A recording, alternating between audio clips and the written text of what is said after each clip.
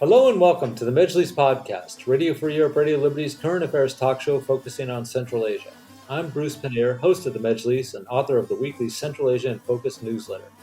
On December 1st, we learned 32-year-old Faramuz Ergashev, a lawyer and an aspiring politician who wanted to run in Tajikistan's last presidential election, was looking at being imprisoned for up to 30 years.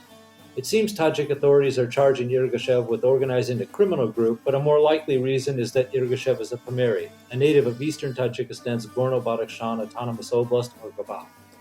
Since May, when Pamiris held a peaceful protest in the regional capital Harov, the government has launched a relentless campaign of repression against Gabal natives. More than 100 influential Pamiris are already in prison, some for life. We've talked about Gabal before on the Majlis podcast, but the situation has deteriorated significantly since we last discussed events connected to the region. How bad have things become for the Pamiris in their homeland? To discuss all this, I'm joined by Suzanne Levi-Sanchez, visiting scholar at Harvard's Davis Center and author of the book Bridging State and Civil Society, Informal Organizations in Afghan Badakhshan, and Bakhtiyor Safarov, founder of the Central Asia consulting firm in the USA, who is originally from Gabal region of Tajikistan. So thank you both for joining me. Bakhtiyor, if we can start with you, can you give me some background on what's been happening in Gabal just in the last month, since the start of November?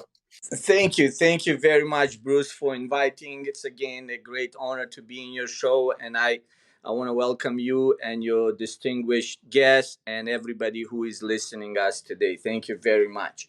So the situation, as you know, has been deteriorating, and we get almost every day either sentence for those people who detain, or we get somebody who is extradited or being kidnapped in Russia or in somewhere else. So this time, so a little bit of information, as you know, since November 2021, the escalation has increased. I mean, it's not like it hasn't been like that. It's been all the time, but since November, I think that's where it got more attention from international organization to the international experts. By the way, I really want to thank you very much for all your expert work, Bruce, Susie, Nathan, and anybody who is writing about this. We get reports from in different languages, in English, in French, in German. I was, approached by somebody, friend Amos, who is doing in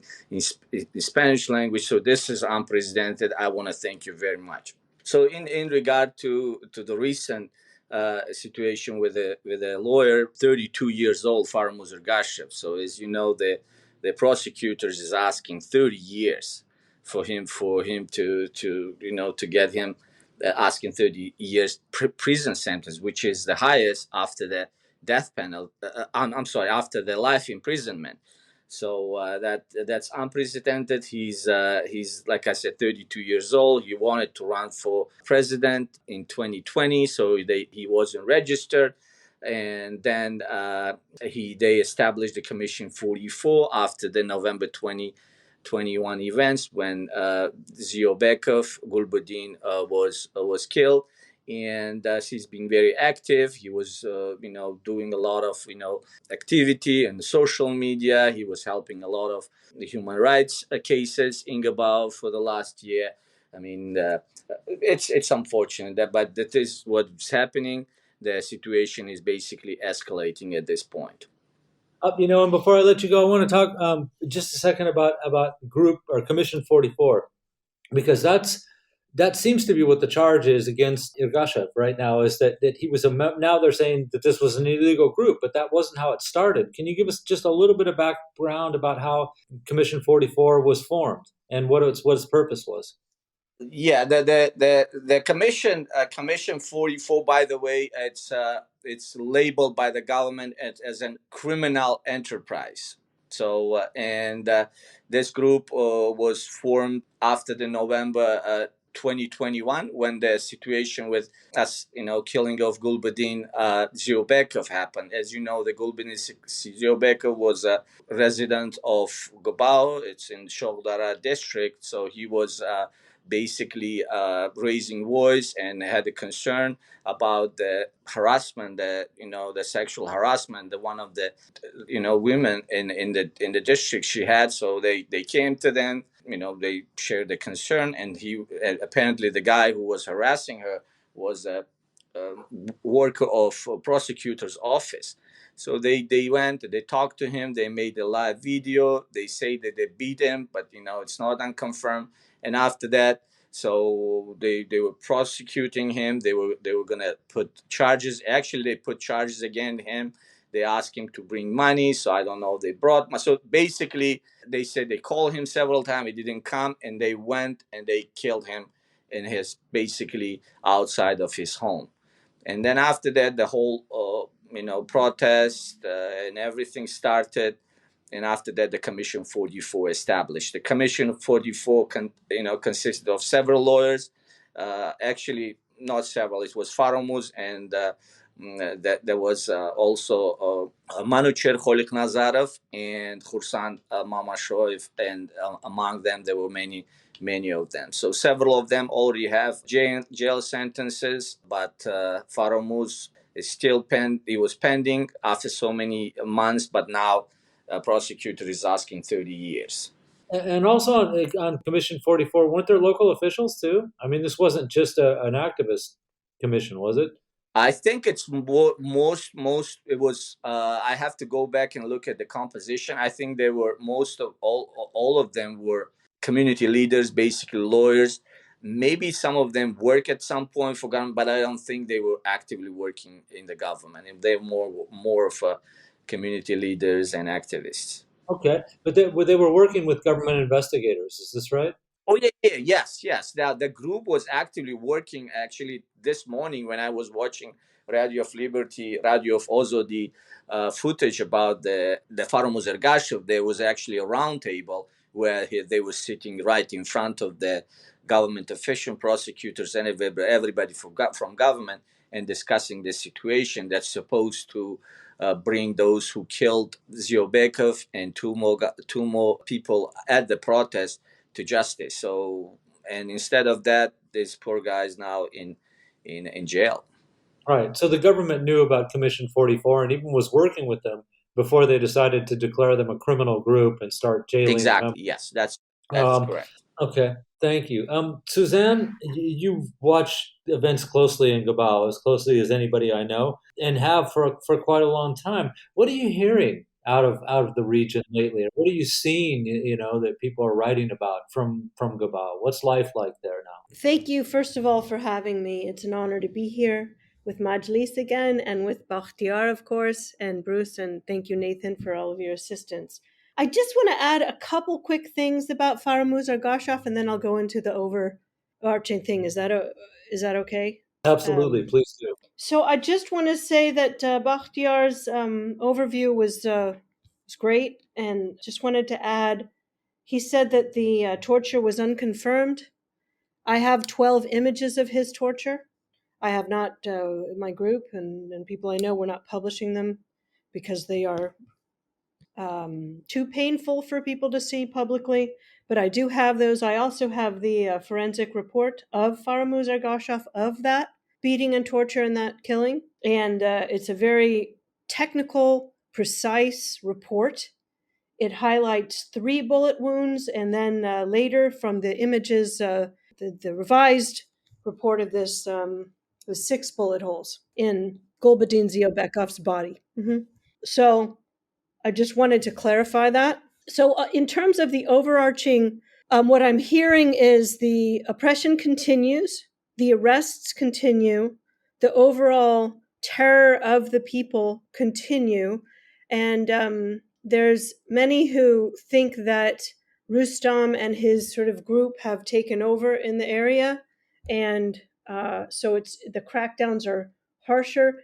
I think what is quite striking is how they kind of started with what they called hooligans and thugs and these local leaders, and then they killed, Colonel Bakhtiyor and Khorsand and Zoer and others, and then they went after the civil society activists and then the journalists like Olfa Khanum and Khobashov and Farumuz Ergashov, etc. And then they went to the business people. And then they went to Muzaffar the Khalifa and the other Khalifa. And right now, and they've kind of trickled down, and right now what they're doing is they're going after the medical layer of society, which is very alarming. So they've done three things that I know of so far. One, there were 6 million tablets of paracetamol slated to arrive at the hospital, and allegedly the government seized them. I've also heard that there's a new pharmaceutical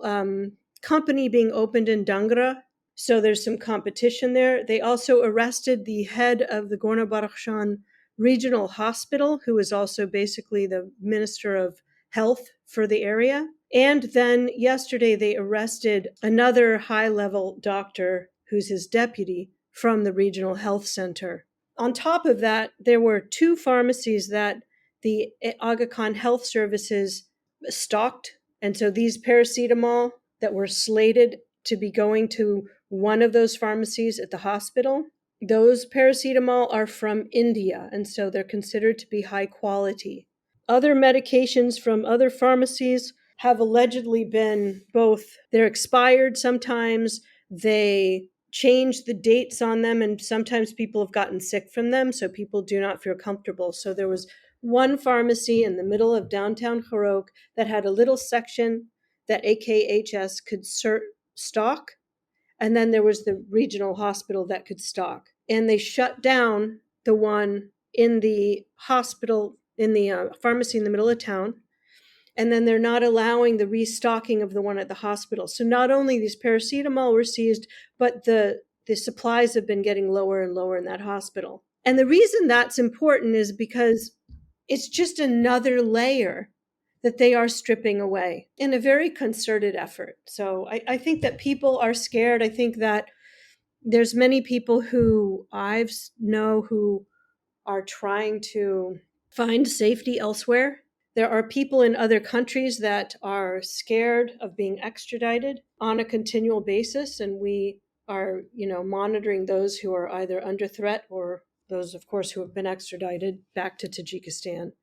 So it is really an ongoing effort. And I guess the last thing I want to say is that there are a few leaders that, how do I put this? So recently, those medical leaders that they arrested were both from Porshnev.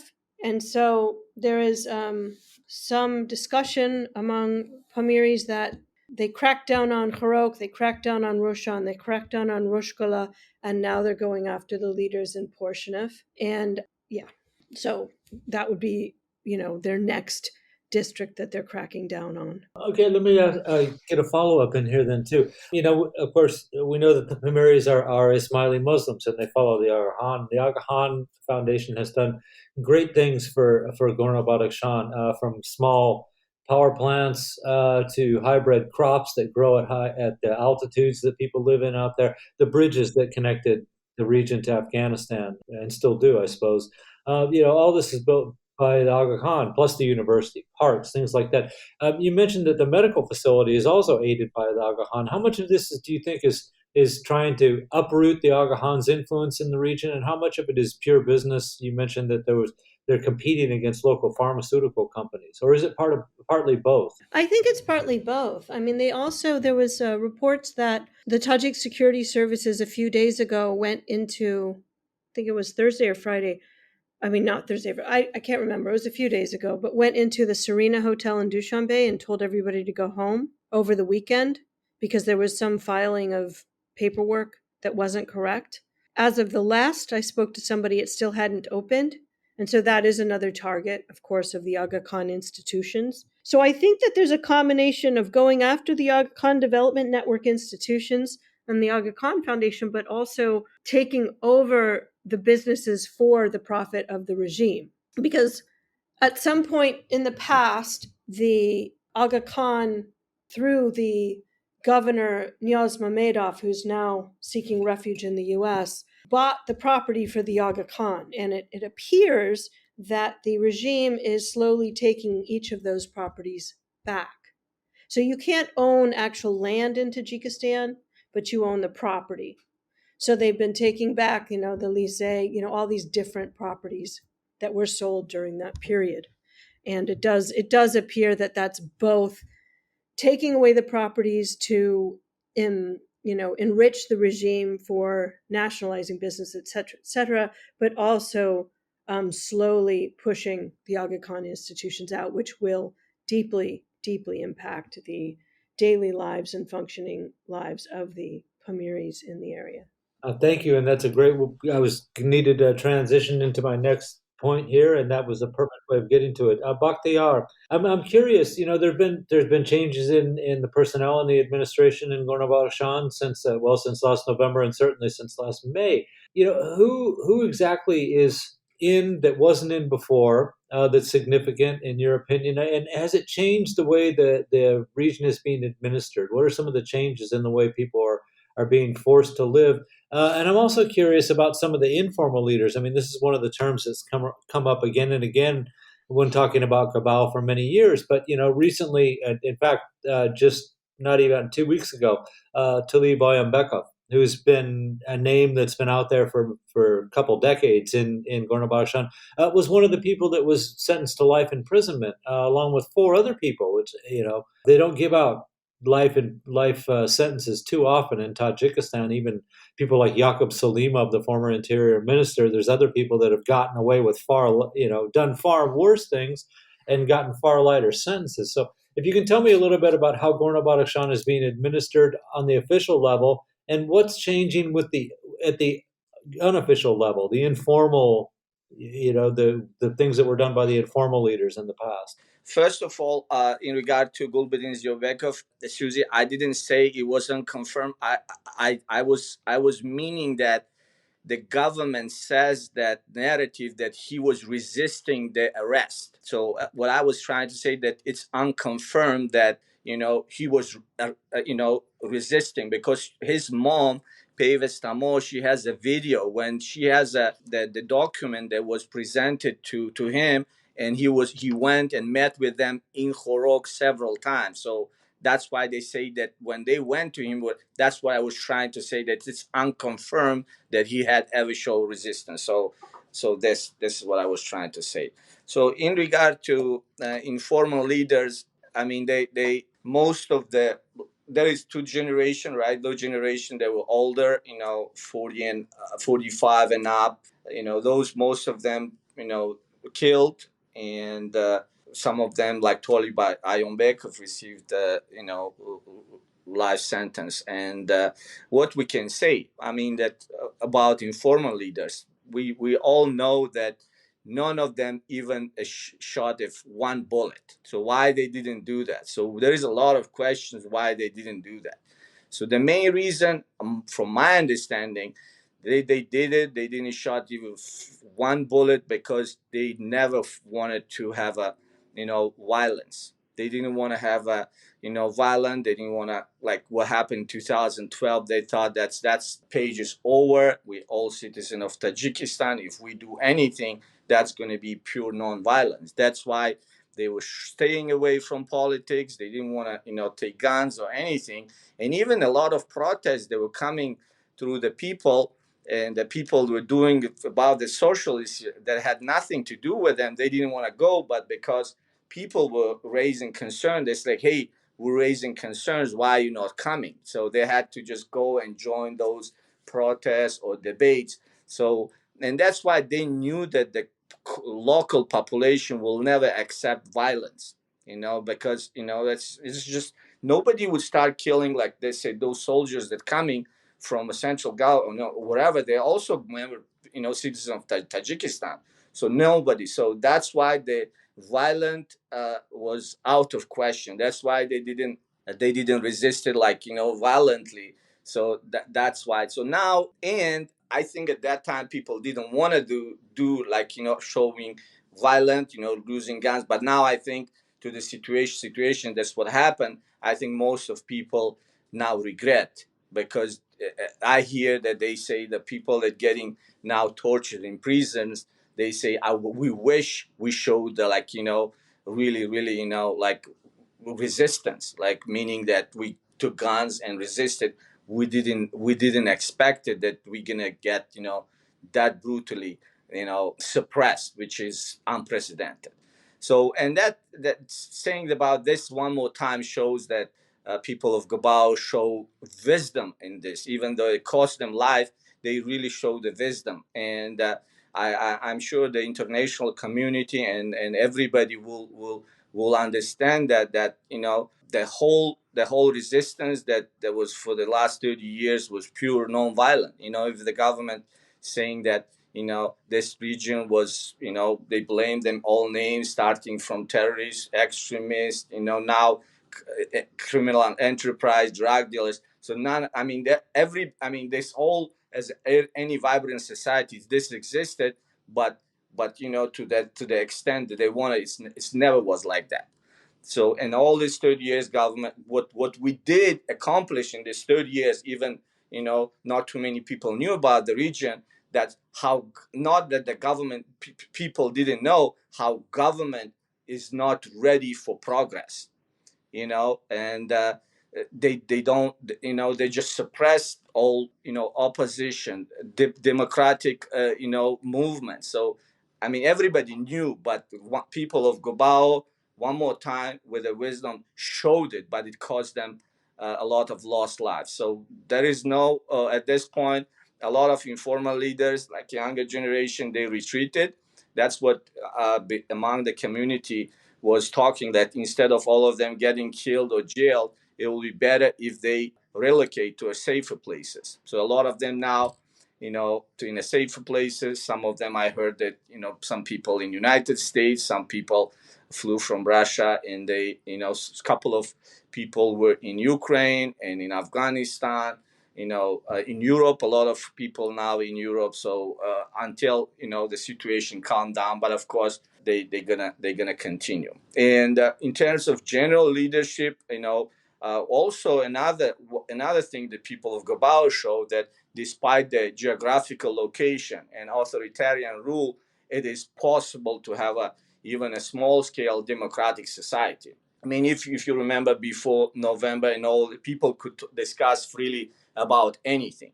They could discuss about culture, politics, gender issue, foreign policy, other community issues. Like, remember that there was a huge discussion regarding the Chinese military bases that they were popping up in territory of Gabao for the last 5-6 years. So everybody were discussing it. So none of this at this point, because people busy with other stuff, with the attention of people, nobody talks about them. But that's what I'm trying to say, that existed.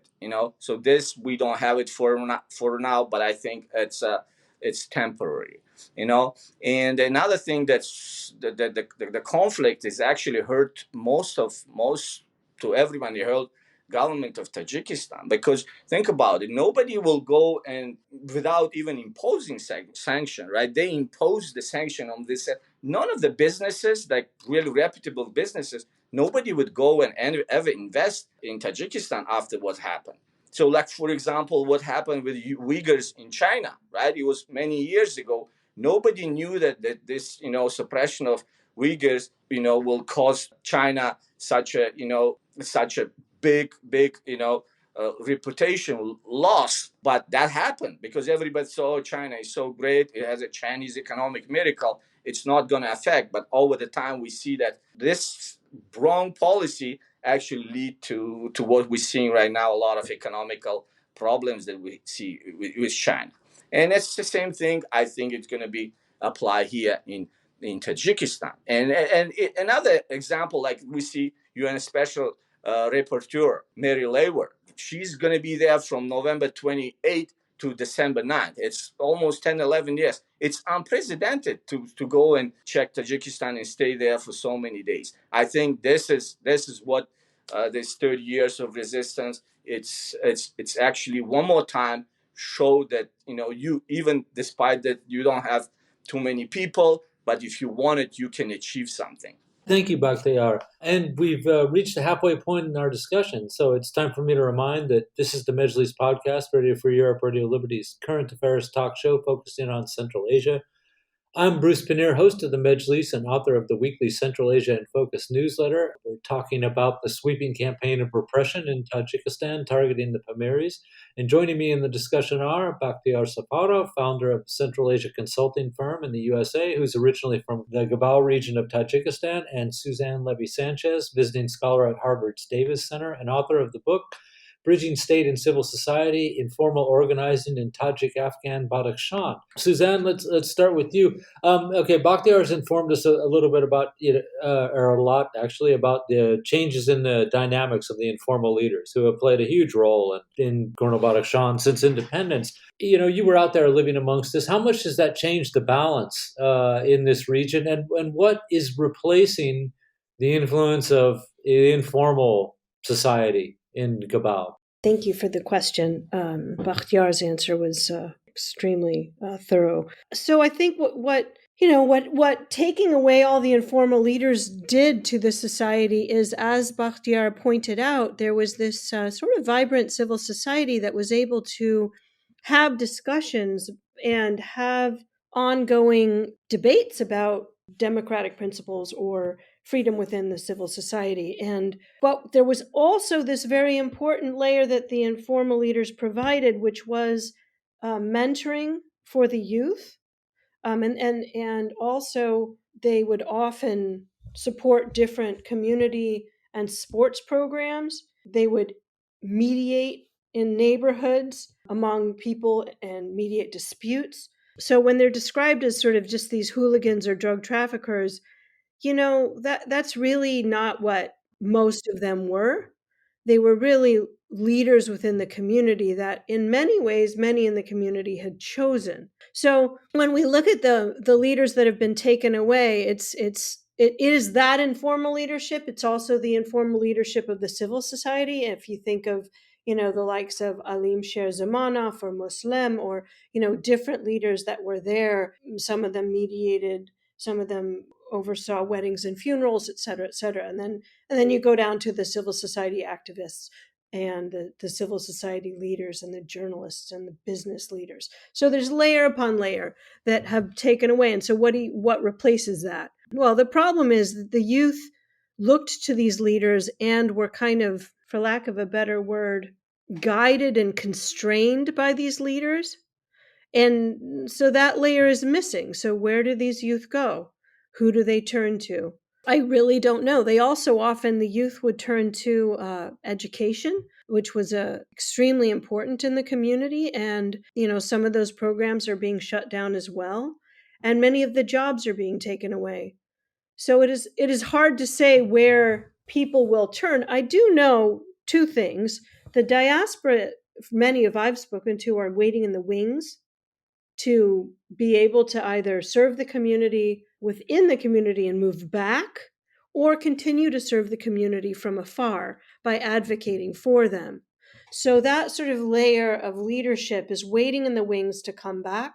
And then there are, people within the community that are quietly taking on some of the roles, but people are lacking food. They're lacking basic necessities. Now they're going to be lacking medicine. And if you think about the over 300 since November of primarily leaders and heads of households that have been arrested, that means that all of those families have to find a different way of supporting themselves. And many of them are being persecuted or harassed by the regime. So, and even if the diaspora sends money to some of those families, if they get caught, then they're considered as colluding with the people in prison, and some of them then get harassed further or arrested. So there's this huge problem of actual basic employment and needs in the region. And I also don't know where that is going to go, because that continues to get worse for the people there. Okay, thanks. And I want to hear from both of you on this too. I'll start with you, Suzanne, but I want to hear your response to this too, Bakhtiar. We've heard, and you both mentioned now, that the social conditions are getting worse in this area. And I'm wondering if you can, since we get so little information from Gabao, it's so hard to connect to there. The internet's up, but it never was running very quickly. At times when it is running, in that area, so we don't get much information. For the people that are left behind, what is daily life like? Pamir Daily, for instance, reported at the start of November that there was more than 300 people in Gabao that had been fined for their children's alleged misdeeds. This sounds like simple harassment to me. Is that part of daily life now for the residents of Gabao? Suzanne, if you can start. I'm sorry. From what I've heard is that people are terrified of being harassed. They are, for example, there's very few men that are showing up in the Jamaat Khana, in the mosque, because they're scared of being arrested or harassed. The security services are in the mosque. You're not allowed to pray at home. And so people are also being violated at home.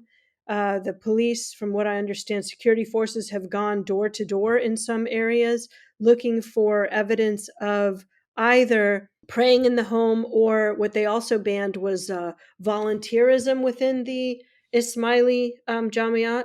So that's a volunteerism within the Jamaat is an extremely important aspect of the Jamaat. It includes gathering food and clothing for people who are socioeconomically disadvantaged. It, helping with funerals, all kinds of stuff. So they've banned that. So they were also going door to door and seeing if there was any evidence of this volunteerism. Then they were fining the families 500 simoni if there was any evidence of praying or volunteerism, and then supposedly they would tell those families if they came back and they found a second evidence, they would arrest them.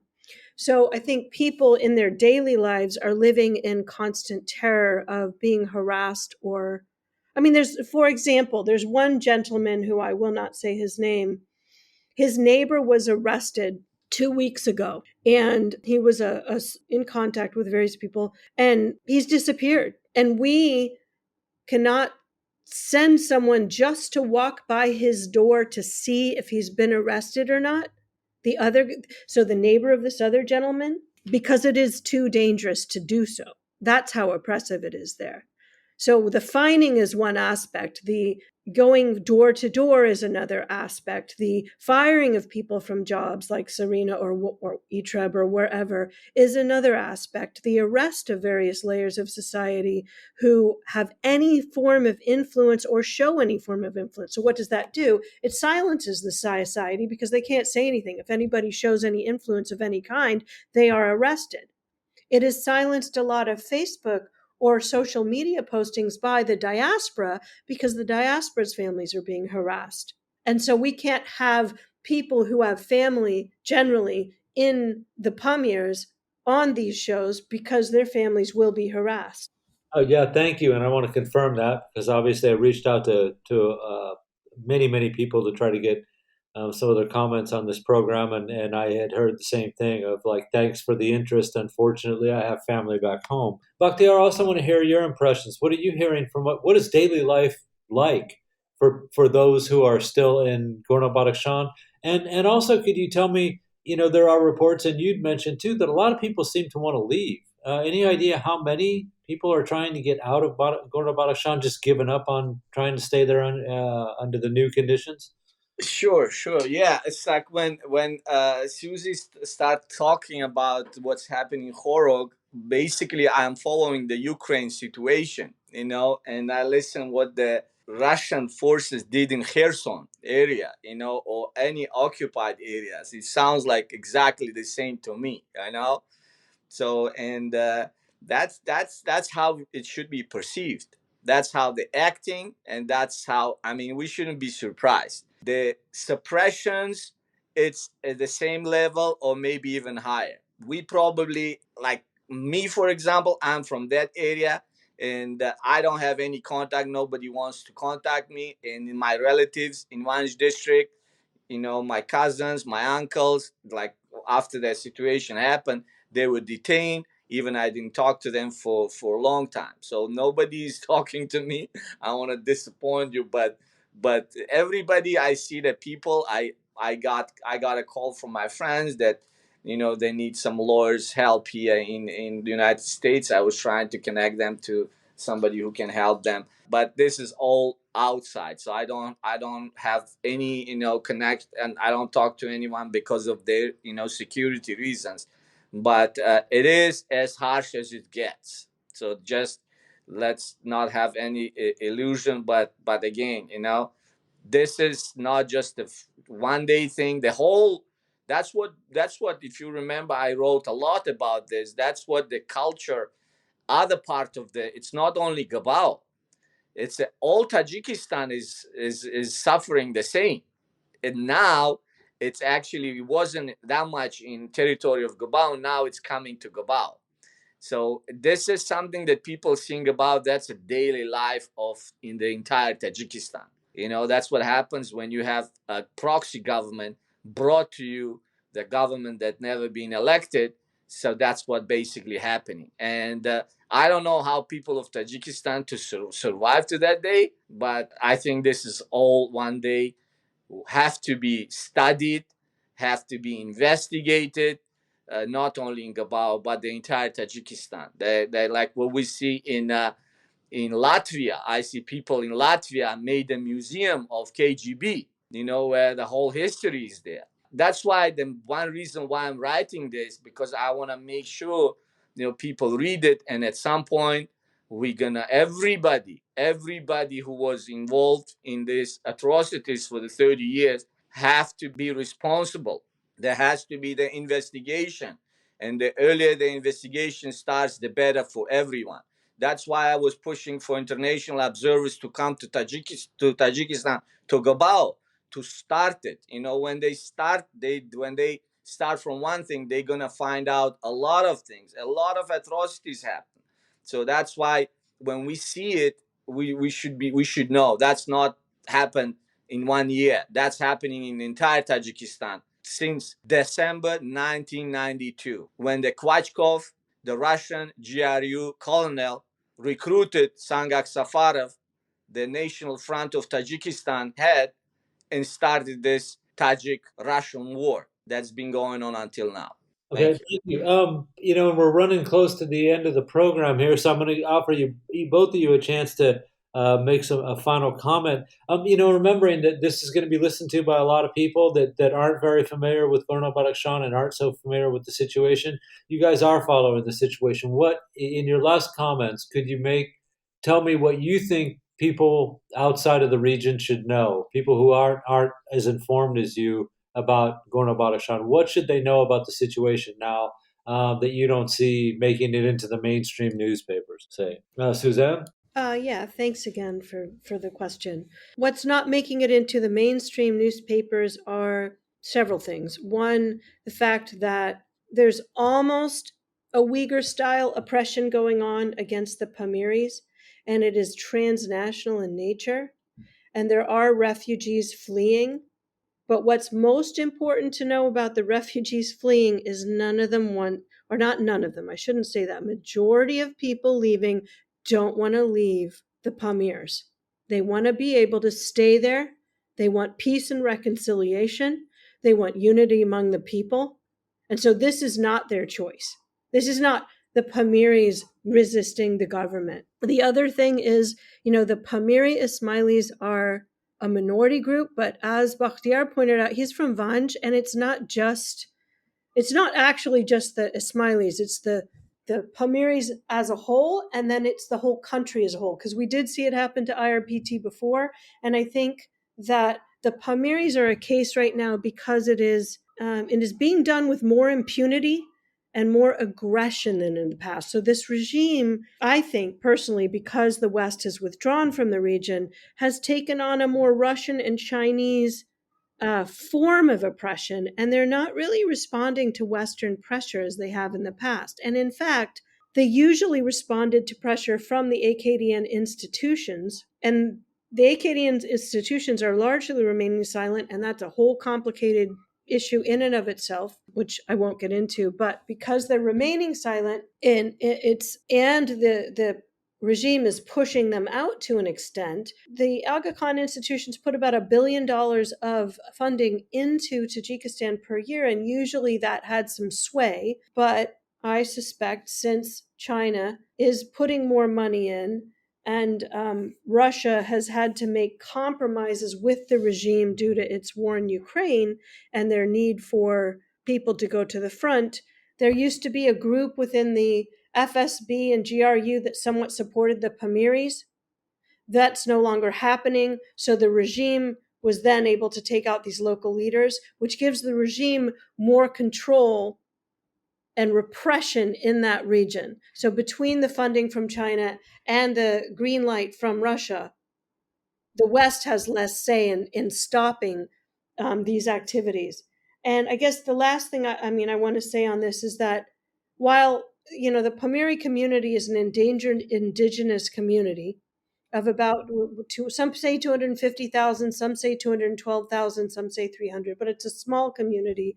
And when 67, 80 people get killed in that community, it's actually a very large amount. It's a large amount anywhere, but it's destroying the fabric of the leadership within the community. They're also destroying a community that is endangered as it is. And I think the most important part here is that it's really a harbinger of potential things to come throughout Central Asia against various minority groups, and so should be given quite a bit more attention from Western institutions and countries, because it could allow a door to open into much greater legitimacy for these dictators in these countries.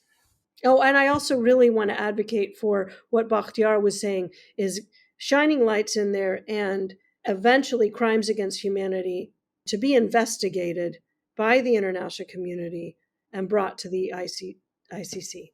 Okay, thank you. Bakhtiar, last comment goes to you.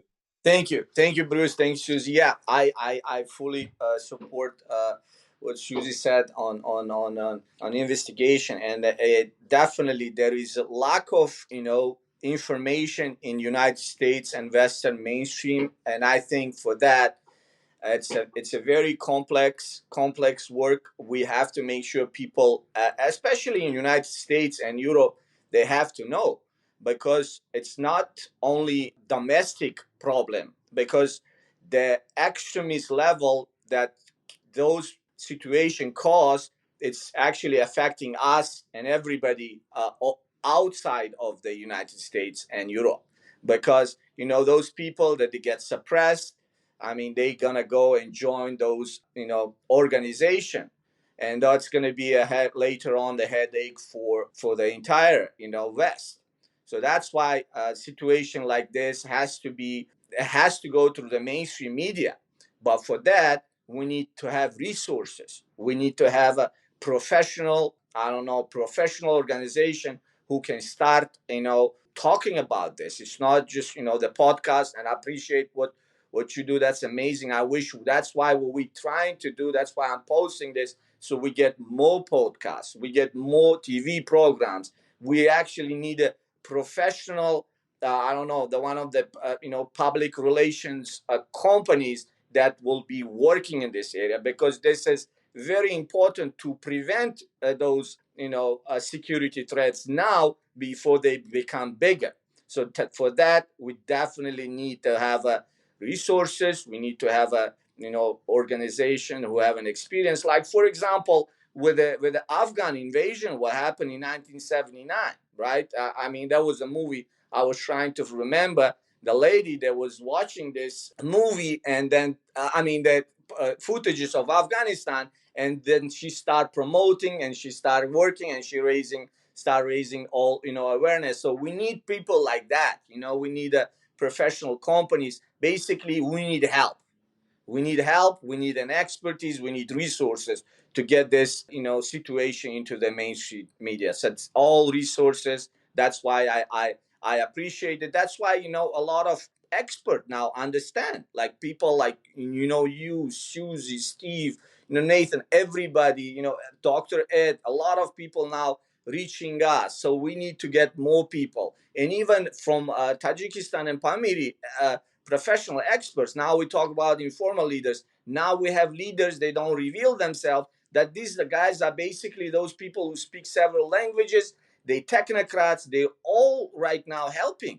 You see the reports they write, phenomenal. You see the map they create, interactive map. These are a group of technocrats. So they just need a guidance. because nobody knows how to do that. These are the big, dictators organizations. They have a lot of resources, and that's what is needed right now, to have a professional organization that have a great reputation to start and specifically working for Tajikistan, not just Central Asia, but specifically from that area, because this is like a border area that's coming to let's say to that part of Central Asia. So that's why the whole approach has to be unique and specific to that region. Thank you. Thank you. And our time has run out, I'm afraid. So I'd like to say once again, thank you to Suzanne and thank you, Bakhtiyor. And a big thank you to Nathan Shoemaker, our Majlis podcast producer in Washington, D.C. And a reminder, you can subscribe to the Majlis podcast or the Central Asia in Focus newsletter by visiting Radio Free Europe, Radio Liberty's website at rferl.org. Thank you much, and we'll be back next week. Bye-bye.